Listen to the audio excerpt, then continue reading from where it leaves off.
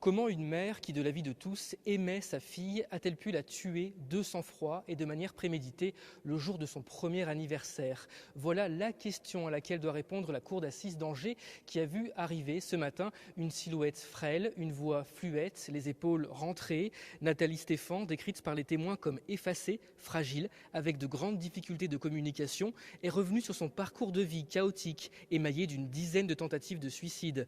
Au moment d'évoquer son enfance avec des parents sourd et muet, un père autoritaire et violent, elle a reconnu devant la cour l'inceste dont elle a été victime en des termes qu'elle n'avait jusque-là jamais employés.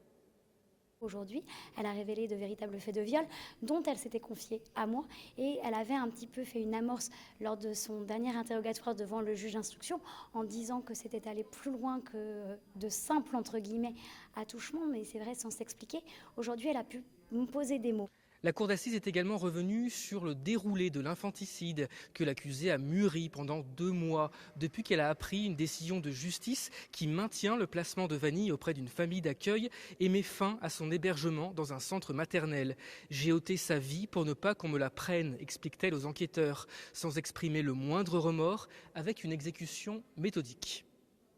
Elle a sorti un rouleau de scotch et alors que son enfant lui souriait, elle a enroulé le visage de sa fille de 7 ou 8 tours de scotch du bas du menton jusqu'en haut de la tête, lui obstruant totalement les voies respiratoires. Pour comprendre ce passage à l'acte, les auditions des experts psychologues et psychiatres demain sont très attendues. Nathalie Stéphan s'est vue diagnostiquer un trouble de la personnalité borderline qui pourrait expliquer son rejet de toute responsabilité sur d'autres. Nathalie Stéphan encourt la réclusion criminelle à perpétuité.